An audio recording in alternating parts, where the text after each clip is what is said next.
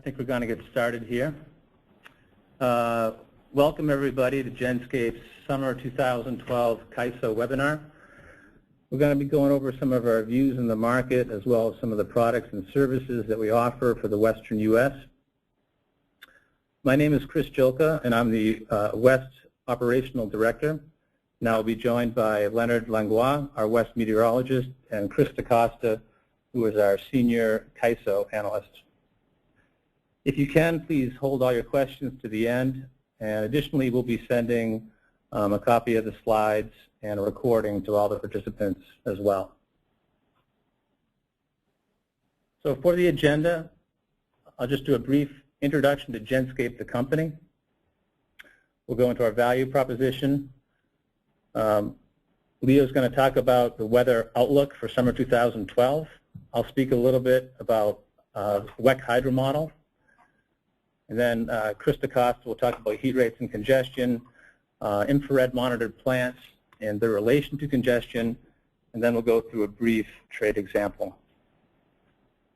So about Genscape, most of you have heard of Genscape before. Genscape was traditionally a power company. In the last 3 years, we've expanded our analysis to natural gas, domestic and foreign oil production, and transportation, and we're even moving out of energy into the agricultural market soon. We have over 150 years of combined energy market experience. We have offices in Boulder, Colorado, Boston, Massachusetts, and our home office in Louisville, Kentucky. And we serve 25 out of the top 25 power trading firms. Here's a list of some of our clients who allow us to show their names. And here's a list of the regions and services that we cover.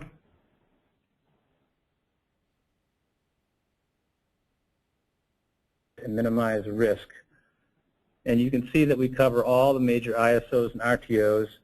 For the purposes of this webinar, we're going to talk about CAISO and WEC.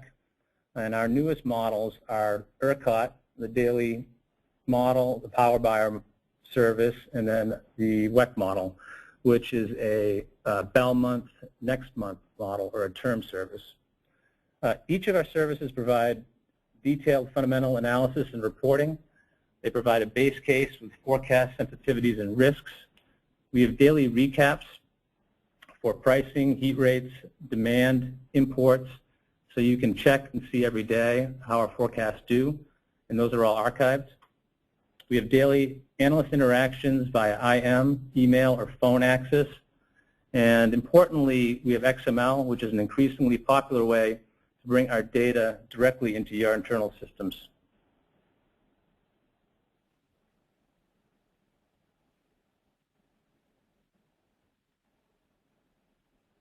So the Genscape value proposition, these are the three main components of our service.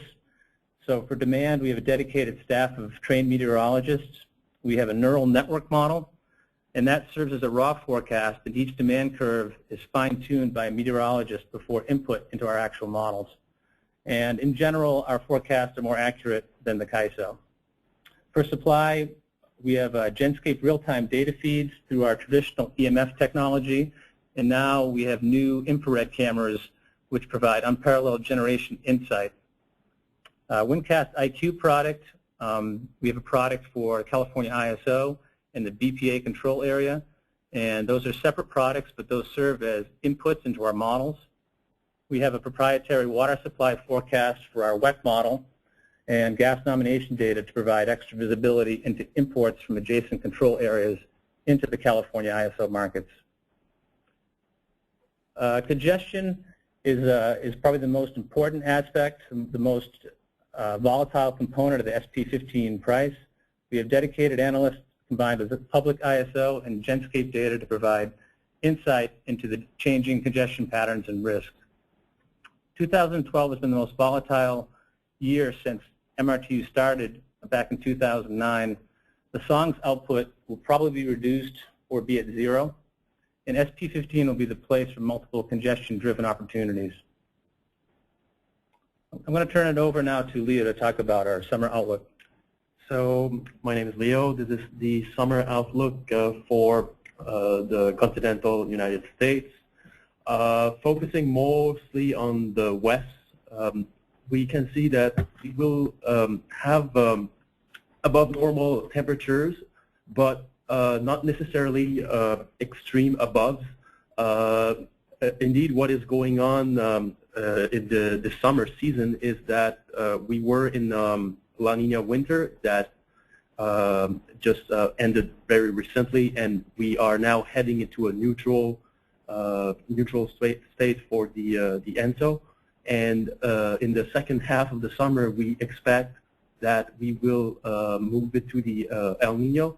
So basically, the eastern side of the United States are trending a little bit closer to normal, or even slightly cooler, especially in the second half of the summer, July, August mostly. Whereas the first half of the summer, we'll still see a little bit of a lingering effects of La Nina. So basically, in the west, we might start a little bit cooler for the month of June. But as we will trend forward in July and August, we should trend towards a warmer summer and a drier summer. However, notice that on the coastline of California, we expect closer to seasonal temperature when we do a composite over the three summer months. Precipitation-wise, it's going to be drier than normal, which is a very interesting change from last year.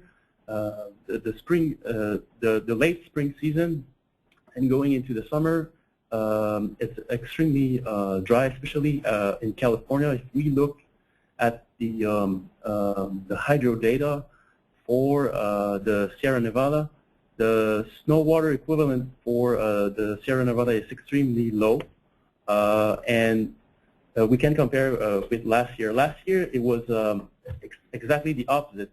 There was surpluses across the Sierra Nevada, and this year California has been consistently the whole winter below normal, and we have it's a huge difference.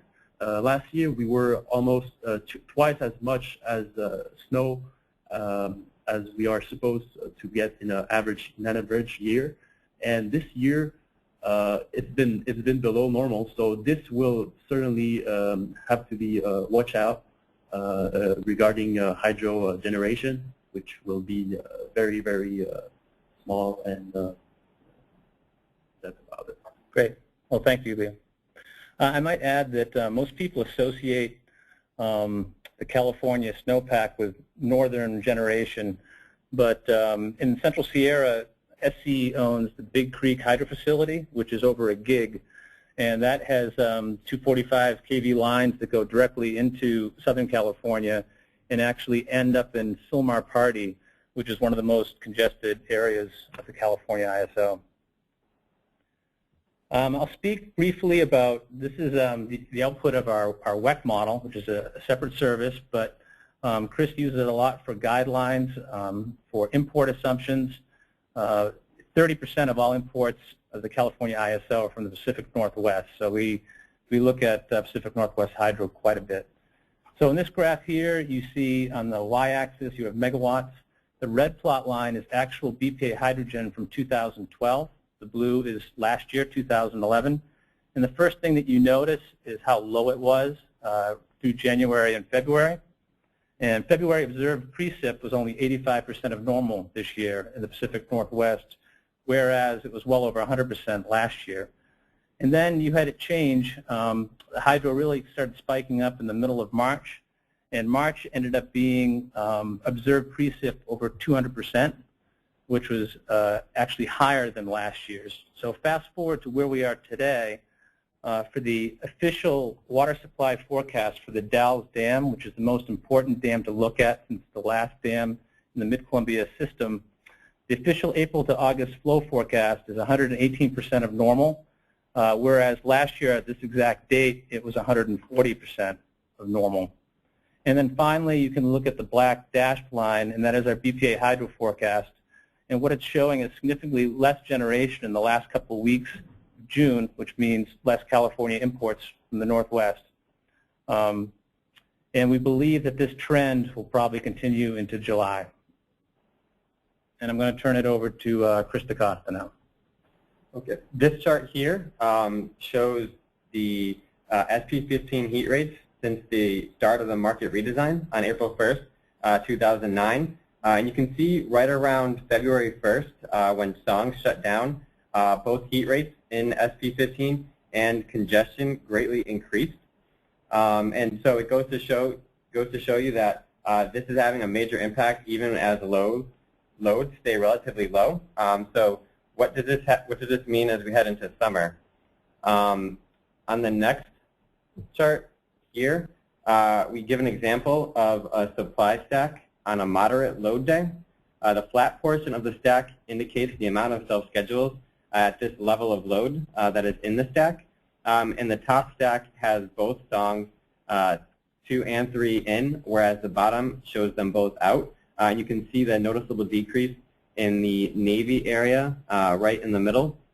Now, the black line, which intersects the chart, shows where the demand net imports is at peak hour. And so with songs in the stack, you're at a 44.60 price, and without stacks, you're at a 55.20. Now, this indicates an increase of about a 3.95 heat rate with no songs in the stack. And while that is a pretty large increase, it's still manageable. There's plenty of GTs and pump storage available to meet any deviations in forecasts. And you're not completely at the mercy of events in other states if imports do come in lower, as we've seen recently. Now, that changes when you look at a strong load day. The next chart here indicates a very strong load day with peak hour at 45.5, and there are pretty drastic differences. First off, the change from the stack with both 2 and 3 in versus both songs 2 and 3 out is about a 19, almost a 20 heat rate. Now that's a drastic upside, and it increases even further and you approach the energy bid cap as you move further and further up the stack. And so that's when every megawatt becomes even more valuable. Also of note is the longer the heat lasts, the greater likelihood there is of forced outages. And much of the larger steamer stack hasn't run in a long time. For example, last summer, both Ormond Beach and Pittsburgh only ran about 4 times. So it's pretty uncertain as to how long they'll be able to run straight if there is a longer period of heat in the southern portion of the state. So while at moderate load levels and outages, supply statewide isn't a huge area of concern. That changes rather quickly as load levels rise, especially in the southern portion of the state when both songs units are out. Under this scenario, congestion quickly becomes a major area of concern, but it's also a great opportunity, as the next slide indicates. These are some of the most common types of congestion generally seen in the summer, and some of them are actually currently driving much of the higher heat rates and volatility that we've seen in the market so far. Genscape monitors 2 of the major paths in the state, Path 15 in the north and Path 26 in the south, both of which funnel generation out of the generation pocket ZP. In ZP, there is a lot of efficient generation, including 2 nukes at Diablo Canyon, but there's also minimum load. So during the summer, as temps in the south rise, flows in the south on Path 26 also follow suit. The visibility of power flows across the line, as well as 11 units totaling 10 gigs of capacity, and 3 major interties in the southern portion of the state, totaling about 10 gigs, totaling about 4.5 gigs of capacity, provide us with some key data we need to monitor the delicate load-supply balance in the southern portion. Next on this list is SCE-PCT IMP congestion.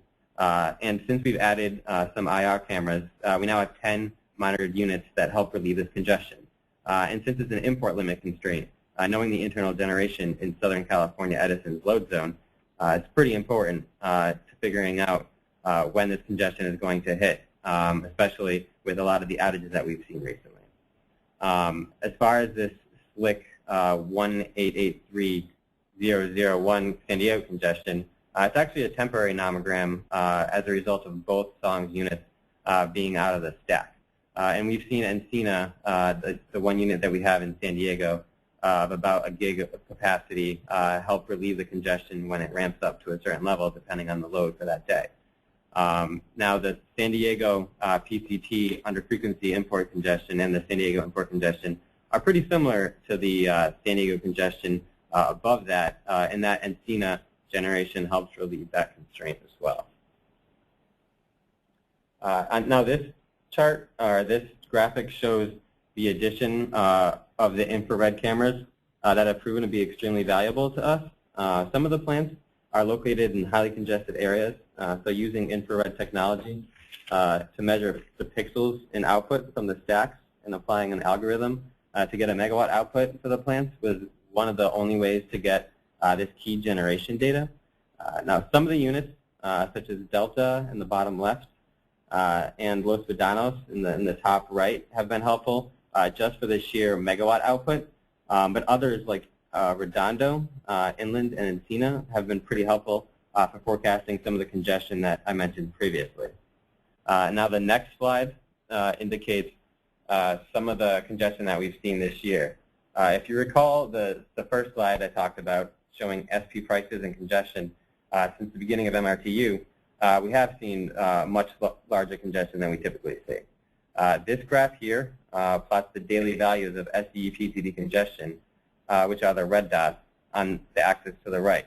And against that, we plot the megawatt output from the 3 infrared units that we have that are located in SCE, which are Inland Empire, Mountain View, and Redondo Beach. It's pretty clear that there's a strong inverse correlation between when these units run and when there is SDE-PCD congestion.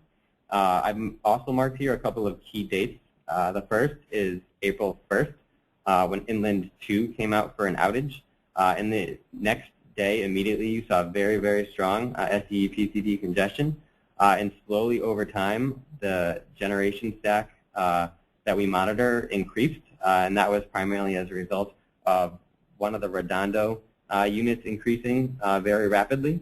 And then that changes on April 16th when Mountain View began one of their outages. And so you saw the return of congestion immediately until both Redondo units 7 and 8 were running at that point in time. And then congestion immediately comes down as well. And so in both cases, generation from Redondo Beach, one of the less efficient units in the southern portion of the state, actually helped mitigate a lot of this congestion.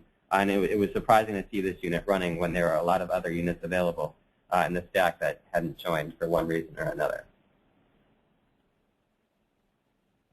This final slide is an example of how you can use our data to execute virtual trade. There are a couple of simple strategies that people can use. One of them is just to sell the green boxes we've indicated here, which means putting in some virtual supply bids. And then in the red box, you'd be placing some virtual demand bids. Now this is better than simply using a strategy where you buy the off-peak and sell the on-peak. While that's still profitable, that leaves you open to a lot of risk in the real-time market, especially on some of the ramping periods. And so this chart here indicates how we get around that. The dark black line, that indicates our day-ahead base case, and that green line right in the middle indicates our real-time next-day base case. And you could simply execute a virtual trade based off that, but it doesn't give you a good indication of where the risks actually lie in the next day. So we provide you with an upside-downside 500 megawatt demand net imports, which are the blue line and red line respectively. And so you can see here that there's not much upside risk for the off-peak period in the morning, but there's tremendous downside risk. So it makes the potential profitability of executing some virtual supply bids for those hours much greater. So it would make sense to do some of that. And then conversely, where the peak hours lie, our base case is below the peak hour upside risk, but the downside risk is actually above our day-ahead base case as well. So that tells you that there's a tremendous upside risk at those hours. Now we've actually executed this trade and we've calculated the actual day-ahead real-time position on the right side here. And so the green areas indicate where you'd have been profitable based upon the suggestion of executing a virtual supply bid for the green boxed areas and a virtual demand bid for the areas under the red box. And so it wasn't profitable 100% of the time, but the profits are definitely higher than if you simply bought off-peak and sold on-peak. And it actually helps you reduce a lot of the potential for upside risk that you get in California with the power balance constraint as well. Another thing to keep in mind is that the congestion is a big portion of this. SEE-PCT is much more common in the day-ahead market, so that gives you don't see a lot of risk across some of the on-peak period. It would make more sense to just apply it in the day-ahead market and just take your profits from that, versus doing that for NP, just because NP is already artificially lower as a result of the SEE-PCT congestion, which isn't there in the real-time market, so you don't get much of that downside aspect when the congestion is removed. You actually get the opposite effect of that. Thanks so much for your time. I think now we have some time for some questions. Yes, thank you to our Genscape presenters. Good job. I would encourage any listeners, if you have specific questions, please don't hesitate to send them in now. Also, we're seeing a lot of traffic with people asking if we will send out copies of the slides and the webinar, and we will do so within 24 hours. So let's get to a couple of the questions. The first one is, will the generation additions from this last year help in a supply crunch? Yeah, they most certainly will. The additional peakers, especially in San Diego, will help with the reliability, while the added solar units will help acting like load shedding across some of the highest load hours of the day. But they won't make up for the potential loss of songs. I mean, that's not even close. Okay, very good. Next question. Did you guys factor in the return of the Huntington Beach units numbers 3 and 4, and what effect will it have? We did factor them in. They've actually been back now for a couple of weeks. Most importantly, they'll just provide about 440 megawatts of generation in the southern portion of the state near some of the most important load zones. But they also help increase the import limits as generation there provides more capacity for both SCE and the Los Angeles basin and San Diego to increase their import levels as well. But the one thing to keep in mind is that they're old and they were recently repaired. So while they've been in for about 3 weeks, they've already experienced a couple of forced outages over that short amount of time. Okay, and another question, a two-part question, let's see, is how many times have you executed this strategy, and what was the payoff percentage? Well, we don't actually do any trades. We do keep records of all of our base cases, the upside risk and downside risk, so we can benchmark the different effects that it has on a daily basis. But a lot of the benefit in the service lies in the analyst. So if someone is thinking about executing a trade and I see something outside of the market that the model doesn't necessarily pick up because a certain key unit is missing and it has a different impact on the market than other units have, I would mention that as a very high risk scenario. So it's not that simple and straightforward, I guess. Okay, and just a couple of folks asking if it's too late to submit questions. It's not. Please continue to do so. The next question is, are you able to estimate what your uplift charges were for the simulated virtual trades? That's a good one.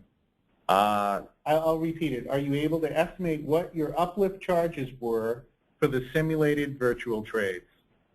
No, I mean we don't look at what you would have to pay to actually be part of the market on a certain day, but it's something we can definitely go back and look at as far as what is reported. Okay, and let's see, last question, or a couple more coming in. This question, if I have specific sensitivities that want you to run around my assumptions, can you do that? We definitely can. We just need to know what you're thinking, so we can increase load for certain hours of the day if that's what you would prefer. We can take units out, put units in, increase imports at a certain level, and then run the model with the stack that we see with the Genscape units already recalibrated into the market. So yeah, we encourage people to do that. And over the past week, I've actually run a couple scenarios around high desert potentially returning, which it hasn't. So that's actually been pretty helpful for us. Okay, very good. Next question, what do you expect prices to be in NP15 over the summer? This congestion that we're anticipating as a result of songs being out will definitely have an opposite effect on NP. I think a lot of it depends on where load is at. So, for example, on a day with moderate load, like a 40.5, with the heat rate, I believe it was right around a 20 with songs out. That would actually increase potentially to like a 25 to 30 with congestion factored in, and they would have an opposite effect on NP. So that heat rate would be more around the lines of a 10. So it would definitely see pretty much all of the negative upside the negative effects of the upside that you have for SP. Okay, very good.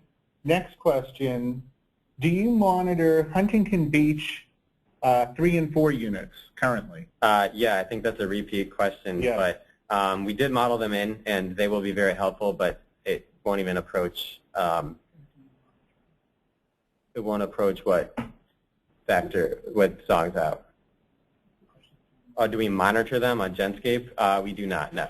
Okay. Next question, how long is songs supposed to be out of service? There are varying degrees of reports. One of them says, one of them, when the units, I believe it's 2 returns June 1st, and then the other unit June 15th. But there are other reports that say when they return, they won't return to full service, and there's speculation that they won't return at all, just because there's still a lot of question marks around what caused the problems with the tube leaks in the first place. So if they can't figure out what that is, then they might not allow the units to return at all. Okay, and that was the last question. So we want to thank everyone for joining us today. We have our lead analyst contact information right up on the screen. Please don't hesitate to email or call them with any questions.